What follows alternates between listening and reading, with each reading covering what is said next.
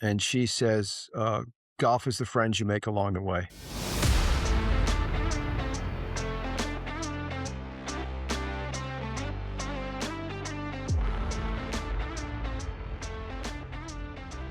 Ladies and gentlemen, welcome to another episode of the Whole Story Podcast. Jonathan, how are you doing today? Man, we keep saying it, and I'm sure if you're a listener, you're like, are you guys just reading from a script? But every single time we meet these new people, you want to play golf with them. In this case, Pete Kowalski, Robbie and I, just before we started recording, I said, I want to be Pete when I get to be 68, 70 years old. That like our life in the golf world has already taken us to places we would never have imagined 3 or 4 years ago. And I think we're both 46, almost 47 years old. Can you imagine what it'll be like in 20 years of all the stories we've accumulated and the friends and the people? I look forward to that type of thing. And I hope you guys will enjoy, just hearing, those types of stories from a man who obviously loves golf, but more importantly, just seems to be a kind individual, and where that's taken him over the last probably 40, 50 years in the industry. Yeah, well, I think he echoes, but years from now, what we Right. what we believe in, and it's fun to see someone else. A lot of our guests share the same sentiment, right? Like it's about the Yeah. relationships and the people you meet through this game. And I met Pete through LinkedIn. He was kind enough. We connected and reached out and said, "Hey, let's get on a call." And developed a little bit of a friendship there. He is super encouraging to what we are doing with Best Ball, with all the podcast and the stuff. And I feel like this is just one of those relationships where we can try to soak in as much as we can from someone who's been there and has done so many really cool things in the golf space. But again, places the value not on the courses, not on how well you play, but on the people and the relationships that come from it. And so it was awesome. Yeah, it was awesome. So yeah, y'all enjoy this episode. As always, we give a shout out to our friends at Summit Golf Brands, the Bedrati Zero Restriction Fairway and Green. They are doing some incredible stuff in the apparel world, and highly encourage y'all to check out each of their websites. You can use BestBall20 and get 20% off your order at any of those sites. I've got another TKO hoodie over the Best Ball polo. Jonathan's rocking some Bedrati gear there. It's good stuff. Like we joke in the call that always be ready for golf or to answer the call. And I feel like I love just wearing this stuff anyway. So I am always ready for golf, right? Clubs in the car, shoes in the car, like get a phone call. I'll be there in 20 minutes. Just let me know. If you watch us on YouTube and you wonder, does Robbie just wear his TKO hoodies for the show? He doesn't. He wears his TKO hoodies, just reverts back and forth between the light blue and the dark blue every single time. Yeah. I think the moral of the story is I need more of them. You do. It has turned into your winter, your winter uniform for sure. Yeah. Well, it's a great thing. No, and you're rocking some Bedrati gear there as well. But yeah, Pete Kowalski, incredible history in the game and incredible things that he's still doing now. So we'll jump to this episode. We appreciate you guys listening. If you like it, tell your friends. We have over 150, 60 episodes at this point, so go back and listen to all these incredible stories. But yeah, appreciate you guys. Y'all enjoy this episode of the Whole Story Podcast. All right, today's guest on the Whole Story Podcast, Mr. Pete Kowalski. Pete, how are you doing today? I'm good, Robbie. Trying to wait for the weather to cooperate with us here. Yeah, you're up north in Pennsylvania, so you're not really in golf season yet, correct? That's correct. I'm doing TrackMan at the Cloak. That's what I do. Okay, well, that's a good alternative, right? Like, yeah. Oh, yeah. I saw on your website something, go play golf even on a simulator or something like that. So there's lots of ways now that we can go play golf without having to be out on the course. That's the truth. It's coming soon. It's coming soon. It's coming soon for sure. Well, We start all of our episodes with kind of wanting to know the backstory of our guests, like how each of our guests like fell in love with the game of golf. So we got to ask you, like, was this a born with a club in hand, or did you fall in love with the game later? It actually started, back when I was probably, like, 9 or 10 years old. I have a twin brother, and, we always played a lot of sports, and, our neighbor, 2 doors down and 1 directly across the street were, gentlemen who were retirement age, and they used to have their wiffle balls out in the backyard, and they would just hit wedges, and we went over, and inquired, and, they gave us, wooden shafted clubs and a bunch of, wiffle golf balls, and that started us, "I can hit this ball over the house, can you?" and all of that, and we played a little nine-hole course in Searingtown, New York, called Christopher Morley Park, and it was, we thought that was the best thing in the world. We used to put our, clubs on our shoulders and take a bike ride 2 miles over there and play, and then it kinda went away for me. Played sports in high school and in college, and, my first job out of Penn State, was with a small newspaper in Chambersburg, Pennsylvania, and I lived with a bunch of guys in a house, and all of them were golfers, and, I got back into it, started playing, and, um, that's when the bug hit. So I had a lot of luck there. There was a I as part of my newspaper job, I used to put the scores of this one club in, the newspaper, in the agate, the ladies' nine-hole Wednesday scores, and, the men's club championship, and I did it just because it's my job, and the pro called up, and well, one time gave me the scores and said, "Hey, if you ever wanna come out here and play, you're my guest anytime, and you guys will like this part of it," because it was a 6-day daily that was an afternoon newspaper. So we did a split shift if we were working the full day. So we'd get the paper out in the morning, and I'd have, like, 6 hours off before I'd go back into the office at night, and I'd go out to Penn National and, play by myself, hitting 2 and 3 balls, and that's where I kinda learned how to my lousy swing grooved, and, uh, it became, you know well, then you get older and you say, "Okay, I can't play basketball anymore because that's an Achilles injury waiting to happen." So, uh, and then I started working in golf, and that became the difference. So, kind of a long-winded answer to, um, always attracted to sports, and thanks to Mr. Mallman and Mr. Richmond across the street, my twin brother and I are deep into it.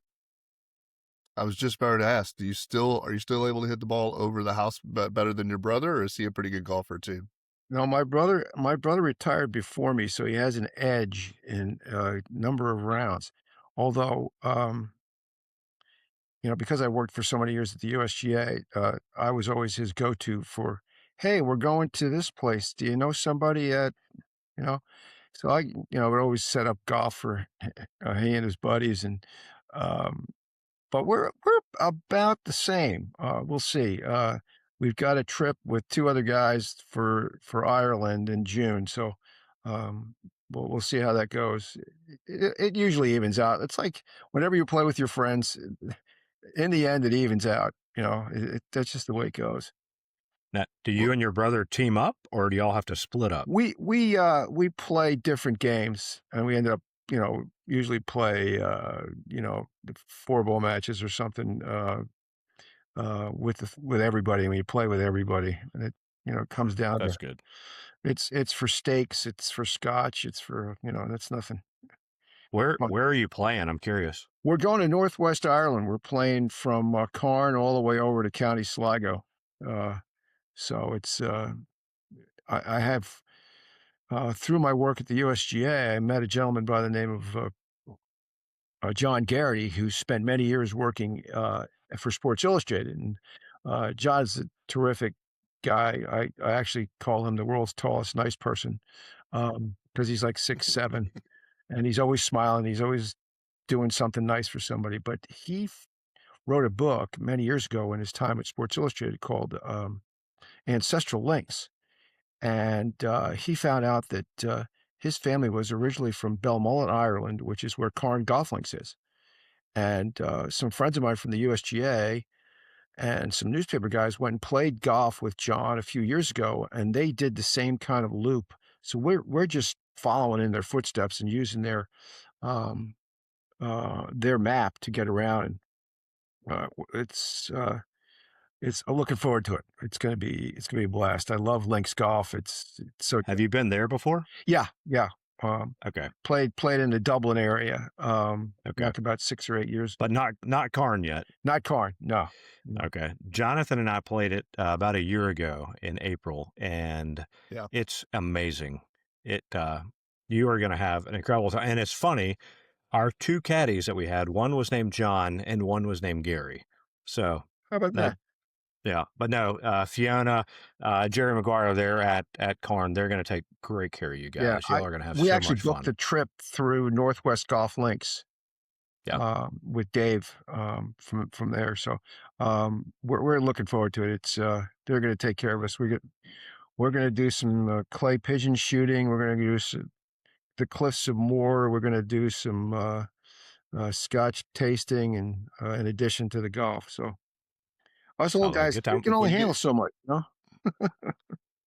if you get Gary as a caddy, just know that the push cart he carries has a GPS monitor on it. Because for about the first 4 or 5 holes, I thought he was telling the distance by the feeling the hairs of his leg. Because he would just stop and be like, "Oh, it's 272, but with the wind, it's playing 250." And I'm like, "How is this guy like the sage of the course?" Um, and I almost killed the cat. So if the cat follows you for the first nine, just make sure it's out of the way before you hit a bad shot. Okay, alright, well, I'm looking forward to, um, you know, getting on some fairways and maybe making some miraculous recoveries from the dunes. You'll It have plenty of oh, opportunities for that. it's I'm so glad you much guys got fun. thanks for the intel. Yeah. Yeah, it's one of our favorite. I would say it's probably one of my favorite courses I've ever played. And I shot I had a caddy that had to jump up and down dunes and find balls lost in tall grass, and I had some pretty crazy shots because I have wayward shots at best, and so playing from the dunes was just absolutely a blast. I'm just looking Well, forward to, seeing how minuscule you really are when it comes to, your body size compared to what Earth was moved, right, by the yeah. ocean. Yeah, Right. it's an incredible place. But you mentioned in there, you started working at a newspaper and then worked for the USGA. So kind of take us through your journey in work, like, and the USGA thing is fascinating to me. So I know you probably have a couple stories that you're able to share from that time. I actually have quite a few stories. I can write a great book that no one will ever read, and it'll be funny, but who's gonna do that? Well, I went to Penn State, for a journalism degree, and I was on a lacrosse team there as well, and, after my 2 years at the newspaper, I went back and got my master's degree in sports administration at Penn State, and I had the opportunity to be a graduate assistant, coach on a lacrosse team and also help in the sports information office. And, I looked at my career and I'm like, This is the most fun job I've ever had. I'm teaching PE classes. I'm in the best shape of my life. I'm playing basketball. I'm playing lacrosse. I'm playing golf. I'm coaching. I'm writing for the local newspaper, making nothing, by the way, back in the early 1980s. And uh, the coaching job was something I really wanted to do, but that just didn't work out. And Penn State offered me a 6-month position in sports information. Um, and I took it because I was going to be making twice as much as I was making at that point. And that ended up being a career. And I spent 20 years working in college sports PR, uh, almost 10 years at Penn State and 10 plus years at Rutgers University. And during my time at Rutgers, a friend of mine had joined the USGA in the communications department, and he needed help at the US Open in their press operations. So I volunteered to work at US Opens for like 6 or 7 years. And then at that point, the college SID life was getting tough on me being able to see our young sons, and I was always out and always away. So I said, I've just got to change this up, and I left the job and started looking, and USGA offered me a job uh, about 6 months after I left Rutgers, and that led to 21 years of traveling the country and the world and representing the USGA on the communication side and running media centers and going to great events. Um, a very fortuitous uh, uh, pathway, and you guys are into golf now and like it and know what you can make out of it. And I got to meet some great people. One of whom is a well, there's many that are high placed people in golf because they played amateur golf for a long time, and and she says golf is the friends you make along the way. And that's exactly what happened to me. The good people in golf gravitate toward each other, and the opportunities that I got based on my travel on the company dime for the USGA put me in some great places. And um, you know, now with everything that you have communications wise, it's easy to stay in touch with people even across the world. And I'm very fortunate to have traveled that path and still do it with some work in golf because um, people like the relationships that I developed, and that's how I do my job with my small amount of work that I'm still doing these days. Well, you mentioned the relationships, and you and I had a conversation before this a few weeks ago on the phone, and just talking about how this game is beautiful because of the people you meet. Exactly that, and so one for us getting the opportunity to meet and spend some time with you is an honor because again you're another to us fascinating person in this game, but incredibly kind. One with your time like this, but two just you know the kindness of like sharing, hey, have you talked to so and so, have you checked this place out, and so that's the best part about what we've done now on our fourth season of this, and the years that we've had best ball going is the people we've met. And so I'm envious that we didn't start this earlier, but I'm excited to see, as Jonathan always says, in 5 years it'll be 5 years. So like what'll happen a few years down the road because of where we are today and where we've been, again, meeting people like yourself. Well, I'll give you a small example of the kind of the camaraderie that's within the game. Is that I represent a club down in Florida called Kinsale. It's a fairly new golf course that was built by Gil Hansen and Jim Wagner, and I've been trying to slowly get some PR for the club by having some known people play the golf course, and through a friend of mine, I was able to reconnect with John Cook, who played many years on the tour and still does a lot of work on Golf Channel.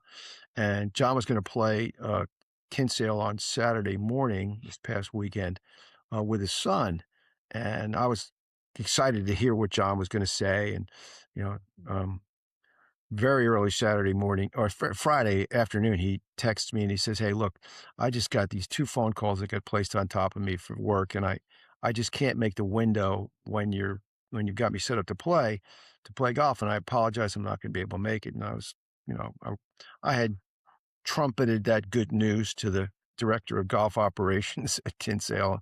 And I texted Steve and I said, "Hey, I'm really sorry. John's not gonna be able to make it. His schedule got truncated and he can't make it." And I thought Steve was gonna be a little, miffed at that. He goes, "Hey, no worries. Life gets in the way. That's what happens." He goes, "And you told him we could come back anytime." I said, "Absolutely." So, Yeah, it life does sometimes get in the way, but when there's golf available, people tend to find ways to make it yeah, happen for well, sure. the invite's there for you guys to come down and maybe even do a show from down there if you want. Well, you said well-known people, and so I was figuring Right. then that was off the table.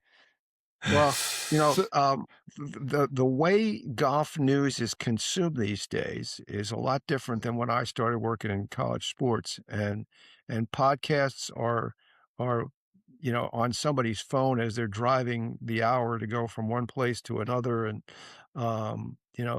the information gets out there a lot of different ways, and, don't sell yourself short as to, um, who you can connect with that might be the right people that wanna hear the information about Kinsale, so, Sure.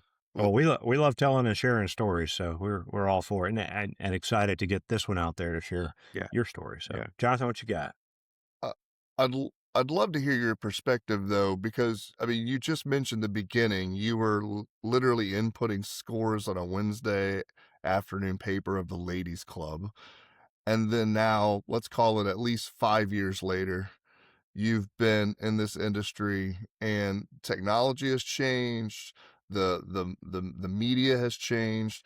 How have you been able to adapt as a part of that? But then also, what are the similarities from the early 80s to now when it comes to telling golf stories? Um, you just I mean, I think you use what's available to get your job done, and it used to be, Mm, the telephone, the fixed on your desk telephone, and, I'd come back from a meeting and I'd have, 6 or 8 pink pieces of paper that had a message. Somebody called, you need to call them back, and you just went through that, and you did that, and then it became, wow, the the the fax machine got invented, and wow, now you could take those results at the end of the day and put it in one time, and 35 newspapers are going to get the information without you having to make a phone call and talk it through.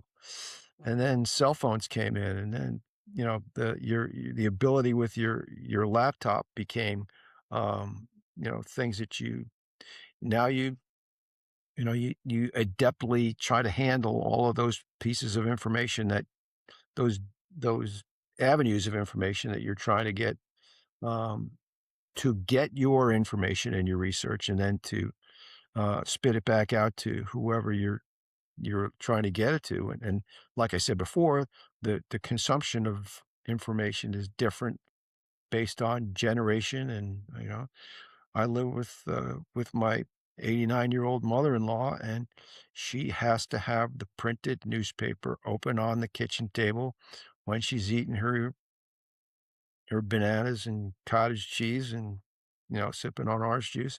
In the morning, she can't she that's how she gets her information. And mm, believe me, she knows what's going on because she's a right. big sports fan, and she loves Michigan and Villanova. So I'll tell her, Michigan and Villanova are playing like Wednesday and Thursday night. She goes, "Yeah, no, one's on FS1 and the other one's on ESPN." You know, so, so she knows, but that's her trusted source, right? I talk to Yeah. my sons who are in their 30s, and they're like, "Dad, yeah, I saw that on Instagram."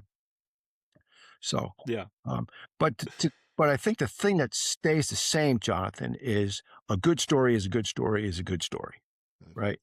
And having a journalism degree tells you what's news. Then being in the business for a long time tells you what's a good story for your company. And then, as I'm now doing my own thing, a good golf story, I can smell that when it comes by. And I mm, and as I tell all my clients, every story has a home. I just need to find it.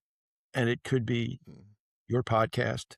It could be the notes column of a guy who I know that still writes golf for his local paper. It could be, for example, I just did it earlier this year. I helped a gentleman by the name of Scott Harvey, who's a very good amateur golfer, has 2 USGA championships. He runs an event in Maridoe in Texas called the East-West Matches, and they named their captains, for this year. They have an event every 2 years at Maridoe, and it's basically a Ryder Cup format for mid-amateurs and senior amateurs from around the country, and it's a points-based selection, and they named the captains, and one is a guy by the name of Trip Keeney, who won a USGA championship, lost to Tiger Woods in the finals of the USAM, and the other is a gentleman by the name of Paul Simpson, who is an insurance guy from Raleigh, North Carolina, who's won at least 2 USGA events, won a bunch of events around the world. They were named captains, And I sent a note to my friends at Golf Channel and said, "Hey, if you can get this on air, just to mention that the two captains um, you know, going to be are named here for the East West matches." Well, my good buddy Damon Hack, who used to work, I knew him when he worked for Newsday many years ago, is on the set at Golf Central. Um, he put together a nice little package, and it was like a 30-second clip on Golf Channel. Now that wouldn't have happened had I not known Damon from way back, and he knows when I'm sending him something, it's not Mm, fluff. It's a good story, it's worth something, and I didn't have to tell him how to tell the story. He said, "Hey, mm, 2 great USGA champions have just been named. There you go. Don't bury the lead," right? So, yeah. that's how I function now within it, and I told Robbie this in our previous conversation. I'm not gonna be someone who's gonna be doing social media videos about what's going on. I rely on the younger people who are more adept with their instruments to do stuff, but I know who I can call. I know who I can connect with that's possibly gonna jump on a story and make something out of it, so and that's just built up from, the years and years of relationships.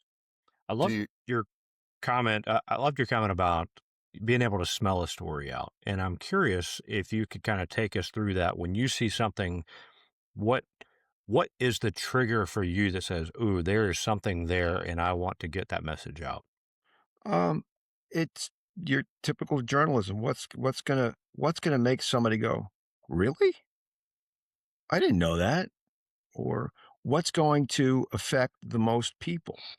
Um, so, if it's I know if I'm Florida State and I'm the golf SID for Florida State, I just made some big news last week because it's pretty easy because Charlie Woods just committed to play there. And it's going to be all over ESPN, and regardless, Charlie Woods is probably not even the best player in his recruiting class because he isn't, because Miles Russell is. But you're going to get more traction with Charlie Woods signing with Florida State than Miles Russell, who's the number one rated junior player in the world. So that's just the way it is, and you have to know that perspective, right? And it's funny that I did that news release on the captains of the East-West matches, not knowing that Brooks Koepka was going to be announced as joining back with the tour. I did that announcement the same day. I'm like, okay, I'm sunk now. I don't have I don't have any water to tread here. I gotta find another way. So Yeah, do there's you have sometimes in golf the big things take over. So yes. over your years of doing this, do you have 2 or 3 stories that you just found that really hit home that maybe the listener hasn't, unless they were reading the newspaper near Penn State at the time, they didn't even know it occurred? Um, there's a lot of those. It's because you become almost a subject matter expert in your field. I remember when I was working at Penn State, I knew as little about wrestling as I possibly could know. My best buddy from high school was an all county wrestler, and I used to go to his matches, but I didn't know chicken wing from chicken leg. Right, and I ended up being the PR guy for Penn State Wrestling, and this is well before Cale Sanderson's got this juggernaut going on at Penn State now. But I used to go to the NCAA wrestling tournament, and Penn State would regularly have a bunch of good guys, and a few guys won titles when I was there, and I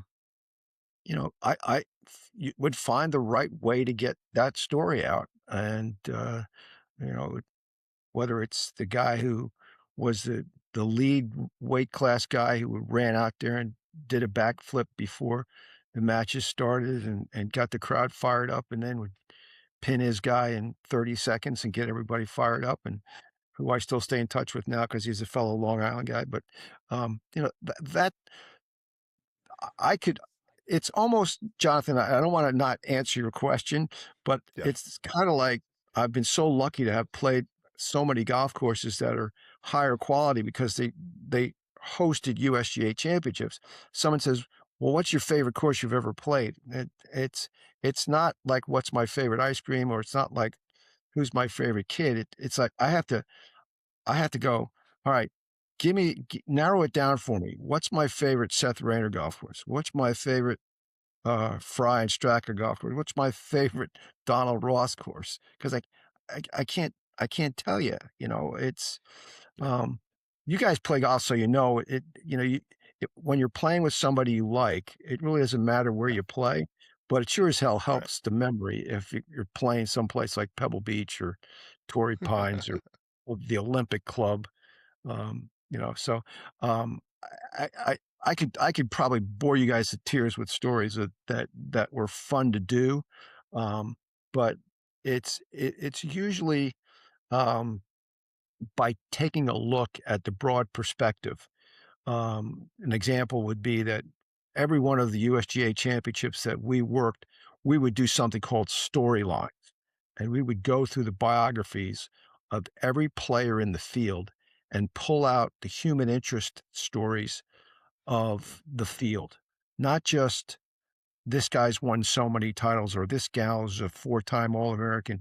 It's about, you know, the the player who started playing because the person that they walked their dog was somebody who was a club champion at, around the corner, and that person ended up, you know, going to was also a professional dog trainer and won Westminster, and this kid worked at Westminster with the dog.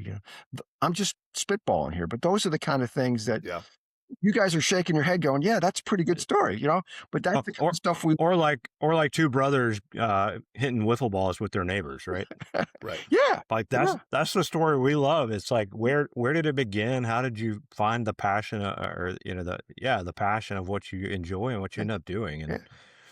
um, to us, that makes a great story. It's I mean, it's not just sports PR, it's people PR. Yeah. It's people like to hear about people, and I think you separate it can transcend the stuff that happens. I'll try to find business angle stories for clubs that I represent, but most of the time it's about what somebody has done, what somebody is thinking about doing, and that tells a story better than anything else. Well, you mentioned clubs you represent, so let's talk about Kowalski Sports and PR, and tell everybody. You did the USGA thing for a number of years. Now you've got your own brand, you've got your own company that you are helping out clubs and different places with public relations, with media type stuff, getting stories out there. So, how did you decide to branch off on your own and do this? Well, it was fortuitous circumstance. Back in 2019, the USGA decided that they wanted to um, get rid of their pension program, and they offered an early retirement package to probably 60 plus people. I wasn't even thinking about. I was 63 at the time. I wasn't thinking about leaving the USGA because I saw it as my ride into the sunset job, and I was still having fun doing it. Um, but the offer was as good as it could have possibly been, and I took it. And my wife was still working, and we still had kids in professional school. So I said, you know what? Let me just see what happens here with putting out my own shingle. And I was fortunate enough that the relationships I had built with some people within the game, those phone calls came in, and next thing I know, I'm doing PR for a country club in North Carolina, and I'm doing PR for Oakland Hills, and I'm doing some writing, and I'm doing some special events, and so it was, and actually after I retired, I actually ended up doing the World Amateur Team Championships for the USGA and the RNA because their schedule was flexing, and they couldn't have somebody. They couldn't either. Neither organization could find somebody, so I got to spend a month in France in 2022 covering golf, and then going on a cruise. So That's rough. yeah, tough. Is your Well, here's the story about, you talk about there's serendipity and all of that other stuff, but, you make your breaks, right, with how you treat people, and I've been told this, that that I was gonna be okay because I have so many friends. A good friend of mine who took the retirement package for the USGA, they did it on a rotating basis. Some people retired in April, some people retired in May, and I retired in August.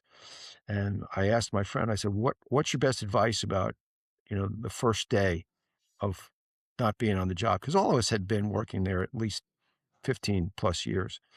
And she said, do not be at home on your first day when you're not going to be a USGA staff person.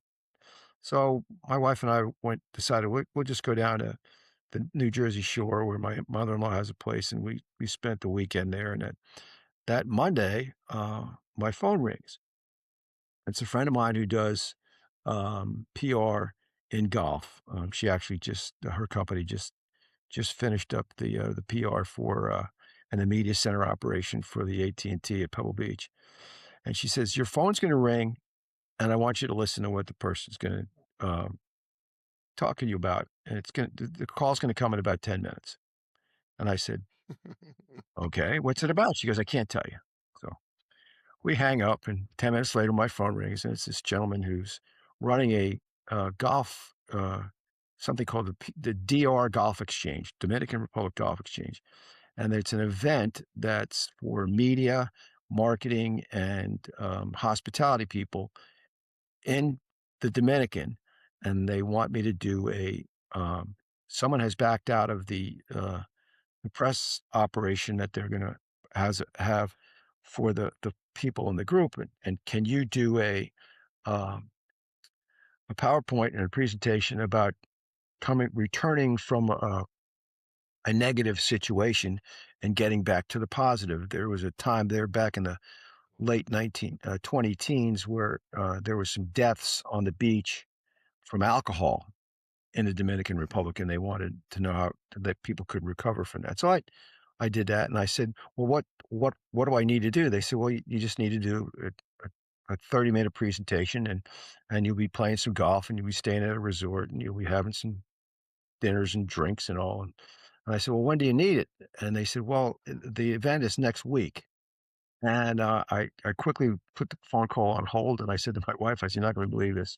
Um, is it okay if I go to the Dominican next week and do a presentation? It's well, she's like, yeah, you should. And then I go, okay, I'm in. And what else do I have to do? They said, just make your reservation. She goes, well, tell us where you're leaving from. We'll book your flight. We'll have your room booked. And by the way, the check for the presentation will come after the fact. That's when I knew I was in the right place at the right time. Yeah, that man, what a phone call. Yeah, yeah. So I still, they don't have that event anymore, but I played some nice golf there, and if you guys ever go down to DR, there's a place called Punta Espada. It's a Jack Nicklaus golf course. It's spectacular, right on the Put it on water. the bucket list. Yeah, that's so that the, that got me the call's coming in 10 minutes. yeah, Yeah, yeah, another country that I've played golf in.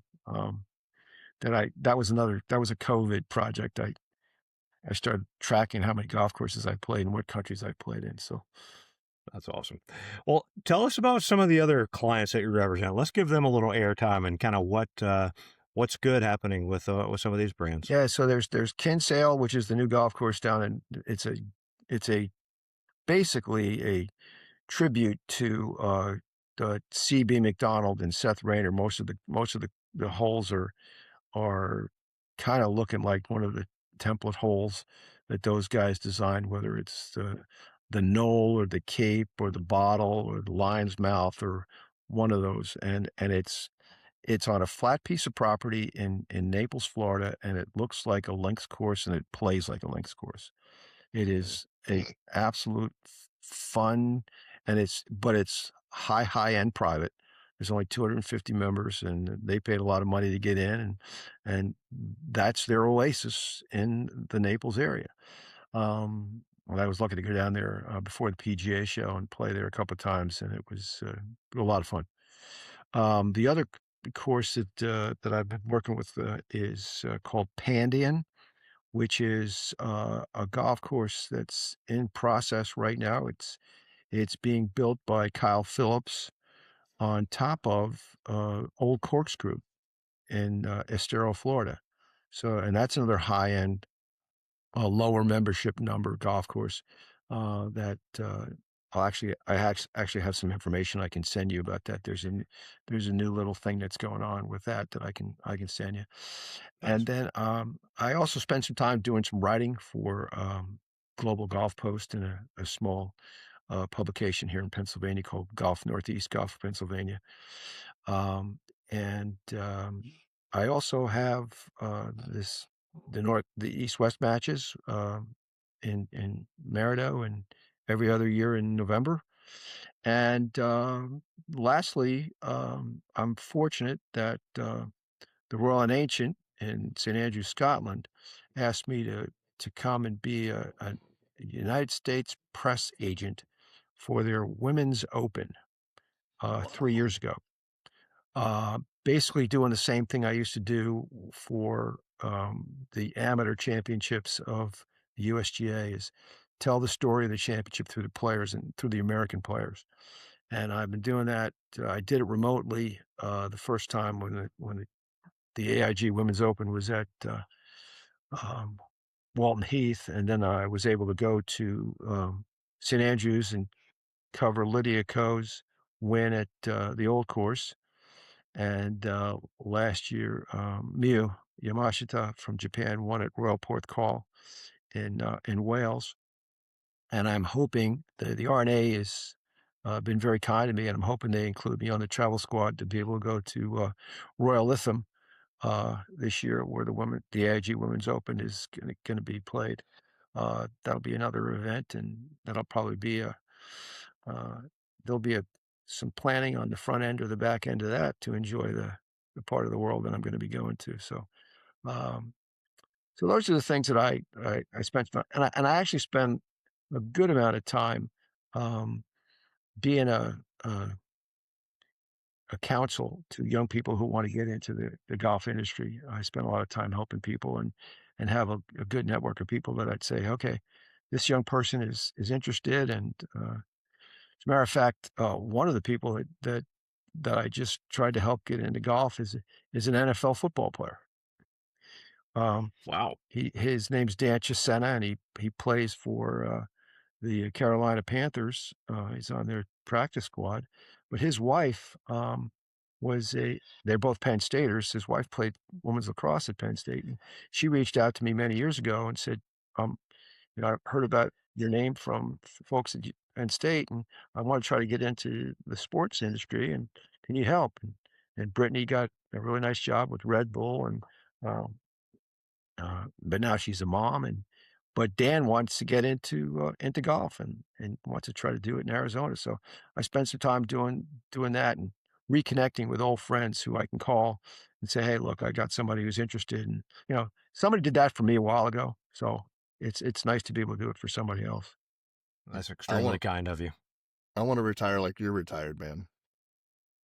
Well, I say I'm retired, and I really am because I don't have to do this stuff, but Right. um, you know, COVID got me into jigsaw puzzles, and I do those, and and I got the Olympics I can steal off to in the afternoon now if I want to, and not, you know, I'm getting a little writer's block on this piece that I'm writing right now, and I started going on it this morning. I finally beat the block, and I realized, oh shoot, I got to get on with you guys. So Yeah, oh man. I got to jump onto that after I'm done. And but it is it's what you guys have ways to go before it, but you don't retire from, you retire to. Right. And that's a piece of advice I got, and it really makes sense. You have something to look forward to every day, and if you want to do it, you can. If you want to flake off, you flake off. If you want to go to the simulator, you go to the simulator. It's your choice. So Yeah. Well, this is This is a ton of fun, and you talk about your kindness helping other people with potential jumps in the world of sport. You're extremely kind to join us and kind of share some stories, and so we'll value that time and let us start to wrap up. And we'll have a few questions that we want to ask, kind of in a rapid fire thing. But before we do that, the one question we ask all our guests is to share the story of your most memorable golf shot. Oh, it's without question. I was able to play Augusta National Golf Club with because I know a guy who knows a guy who knows a guy. Seriously, and it was before I got into. Wow. It's before I got into golf as an industry worker. A friend of mine that I worked with at Penn State was the broadcast director for the Miami Marlins baseball team. And he was flying in a private jet with a gentleman by the name of Jay Randolph, who you probably know was a golf announcer for a long time, but he was called the Round Mound of Sound because he was a big guy. And Jay was in the plane, and they were flying probably from Miami to Northeast somewhere, and they flew over Augusta National. And Jay says to my buddy Dean, "Hey, I've got a buddy who's a member at Augusta National. We should go play there one of these days." And Dean says, "Well, I got a buddy who would join us." So I get the phone call and it all works out. So I go into the visit knowing it's November and I'm working full time as a sports PR guy at Rutgers. And I got to go in. And luckily, there was an outdoor facility that still had the range open, and I was hitting wedges for a week before I got there. I said, "Okay, I'm not gonna play well because it's Northeast golf in November, but I'm going to Augusta National, so I want to break 100. I want to make a par on one of the holes on Amen Corner, and I want to make a birdie." So I get to 11 and I make a par. I make a regulation par on 11 and happy with that. Um, hit one in the water on 12, hit one in the water on 13, hit one in the water on 15, made doubles on all of those holes. And we get to the 18th hole and I'm at 89 strokes and have I'm I've made the par on Amen Corner. I'm gonna break 100 unless I go ballistic. And this is back in the early '90s, and I still had persimmon clubs, and I hit a 3-wood off the tee, and, um, I probably had I think I had 3 iron left. And at Augusta National, you have your own caddy. The one person carries your bag. And I believe the gentleman's name was Calvin. And I swing at this 3 iron, and the ball is off the club for probably a second or so. And he says, "That son of a gun could be in." And we get up there, and my ball is No. this in the hole, right? Oh, So I know I got a birdie, and I don't putt it, I pick it up, and I tell the story to my golf purist friends. Like, "You picked up a gimme birdie putt at Augusta National? How could you do that?" I said, "The answer is very simple. I 4 putted from 10 feet on 17." right, right. It's Augusta National. You could have broke 100 Yeah. without even So realizing it. that's the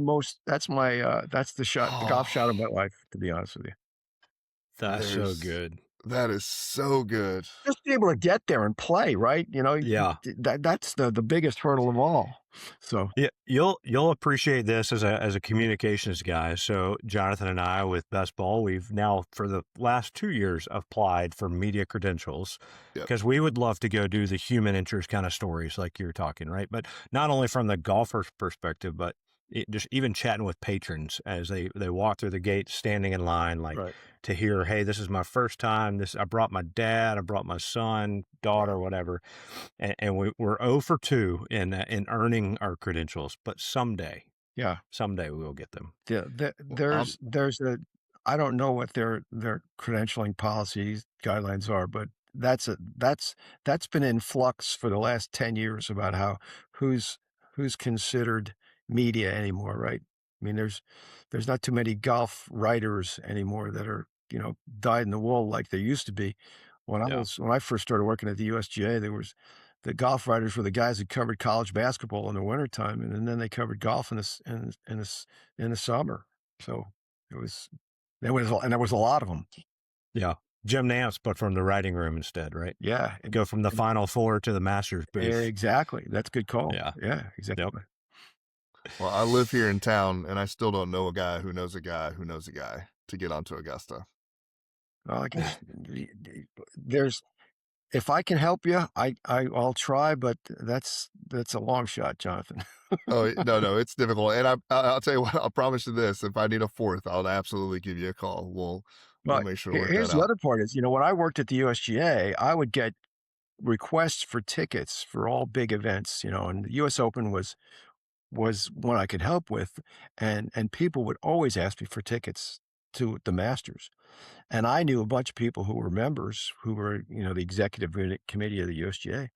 And I'd say politely, knowing I had no shot in heck to get the tickets, "Can you help out?" And they're like, "Sorry, I just it is as you guys know, Yeah. it's Well, the hardest ticket in the living in industry." town, living in town has its advantages because Yeah, I've been able to go often, and I always joke around during the Masters. My first social media post of the day is me dressed up in my Masters apparel for the day. I go ahead and lay out whatever I'm wearing each day, and then if anybody gives me a call at the last minute, I'm ready. yeah, Last year I that's got a call in church. I got a text in church. The lady goes, "Hey, we've got badges if you and your wife want to go." I said, "I'll be there in 10 minutes." She goes, "Don't you yeah, need to go home and change?" I'm like, "No, I'm dressed and ready to go. Like I'm serious about being ready to go." So we got to spend the that's afternoon there. literally a prayer is answered story, right? Yeah. Yeah, yeah. So I think the moral of all of both y'all's stories is pick up the phone, right? pick up Yeah, the phone. Pick up the 100%. phone. yeah, Yep. Right. exactly. Take the call for sure. Well, another thing we like to do is what we call the quick nine. So I'm going to adjust our first question because you told me we had to. Usually we ask, what is the favorite course you've ever played? But we're surrounded by a lot of Donald Ross courses in our area. So I want to know, what is your favorite Donald Ross design? Wow, that's a hard one because I belong to a Donald Ross club, in Pennsylvania. We Uh, could take that one out just I'll for I'll take it Yeah. out, but I would yeah. say, um, the Donald Ross course that I've played that is my favorite is probably one that's not really it's tough to deny number 2, but, I don't think I've ever had more fun playing a Donald Ross course than a place called Minnetonka in, Minneapolis, Minnesota. Heard of that one Minnetonka. for Minnesota sure. golf. Yeah. What's your course? It's called Steel Club. Steel Club. I Yeah, like it. it used to be called the Bethlehem Steel Club, and it was for um, the white collar guys at the Bethlehem Steel, uh, management group, the guys who couldn't afford to belong to Saucon Valley, which is the higher end club, just around the corner. So, they built it in, like, the late '30s, and, one of the last golf courses that Ross designed, uh, before he passed. I bet that thing has a sweet logo. Oh, yeah, I'll have to share it with you. It's actually Yeah. it's the top of a steeple is what the logo. Really? Yeah. Okay. But I we was do thinking it'd be use like a big beam or something. we do use I-beams as our T markers. Okay. There That's we go. great. Yeah. All right. You might not have anything left, but what course is at the top of your bucket list? Uh, Cyprus. Okay. Good Yeah. choice. They did the Walker Cup out there. They couldn't get you on? I couldn't get myself, there. Um, Oh, Although I do have a standing offer because I wrote a story about, the Walker Cup for the Northern California Golf Association, last summer, and the 2 gentlemen who, I talked to for the story, one was the president of the club, and the other was, the club's, lead for the Walker Cup, and they both said, "Anytime you're out here." So, I just gotta get myself there. You need to Jonathan, I'll meet you there. Yeah, here we go. escape your Pennsylvania winter and go take Yes, that offer exactly, For sure. exactly. Yeah. What is your favorite course that no one knows about? Let's see. United States? Yeah, wherever. anywhere.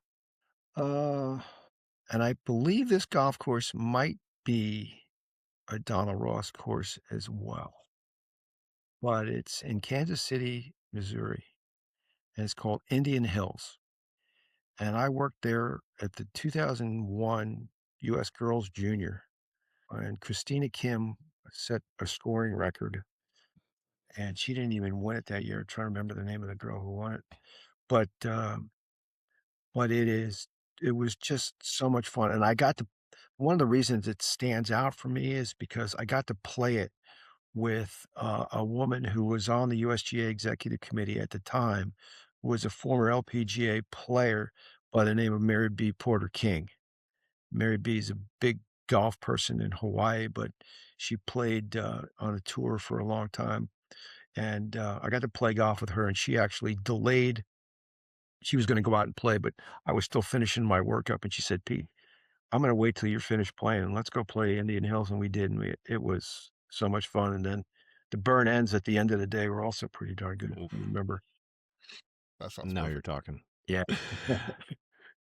Who would be in your dream foursome? Wow. Um, I'd have to say do I have to include family? It could be You don't have anybody to. you want. Okay. Well, Mr. Palmer would have to be in it. Um, um, probably, even though he probably wouldn't say anything to me the entire time, Ben Hogan. And then a choice of from within my family, whether it's my dad. My dad used to take me to the driving range all the time, and I never got to play golf with him other than to hit balls with him, and Mm, I would love to play with my dad, and then, um, probably 6 holes with each of my 3 brothers. nice. It's very, That'd be a good very match. democratic. Yeah, All right. What is your favorite snack at the turn? probably some kind of, protein bar. Good choice. Till they start bringing those burn ends out on the Oh, course. yeah. Yeah. We have Oh, man.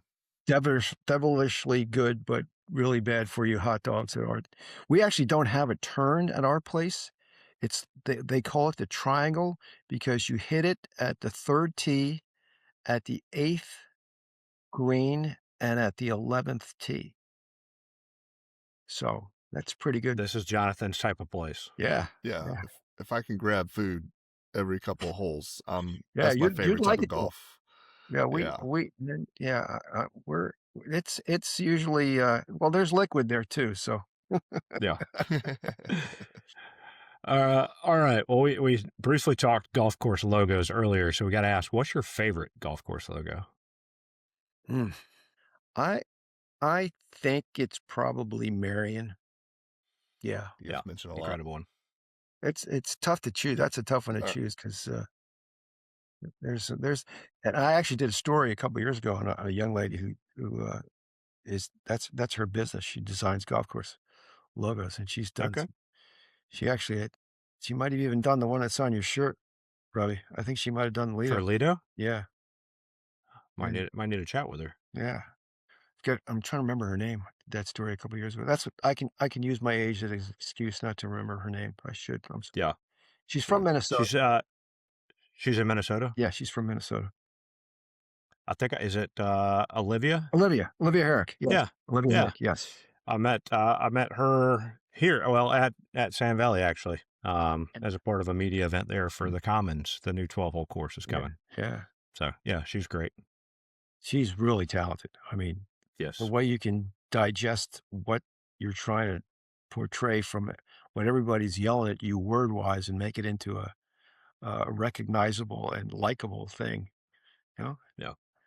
Like, It's well, quite a That's even if gift. it's talent that I do not have, but I no. appreciate. Right. All right. What has been your favorite pro shop purchase? Hmm. Let's think about that. I didn't buy anything when I was down at Augusta National. Probably when I have it I still have a shirt from the, 2013 Walker Cup at the National Golf Links, because the National Golf Links is right up there as one of my favorite places to play. Yeah, That's probably that one looks special. yeah. Yeah. All right. This is an open-ended question. What is one thing golfers should do? Um, be ready to play when it's your turn. I love that answer. Both on the course and whenever you get the phone call, or Sure, absolutely. Yeah. No. I'm My I'm gonna wife start yells at on me my all wedge the time. work in case I This get the time call to Augusta. Yeah. Yeah, well, my wife yells at me all the time because this downstairs where I'm speaking to you from is kinda like a man cave-ish place, and my golf bag is, standing tall with its legs, and right next to it is the travel bag. She says, "Why didn't you put that away? We have a closet for that." I said, "You gotta be ready, Just son. never. You gotta be You You ready." never never know.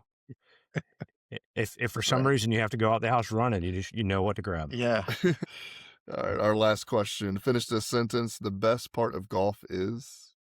the people you play with. Amen to that.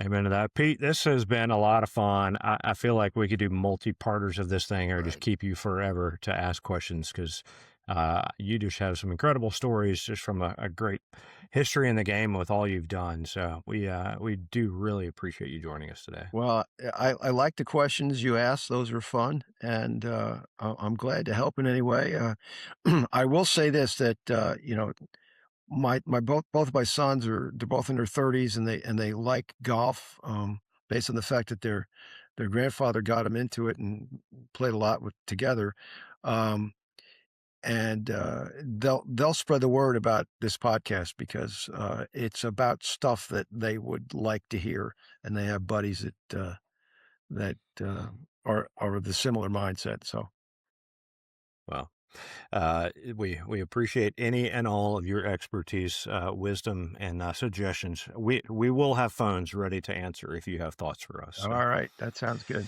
My pleasure to be on with you yeah, guys. Thank you so much for taking the absolutely. Sure. Well, for Pete and Jonathan, this is Robbie. You guys have been listening to another episode of the Whole Story Podcast.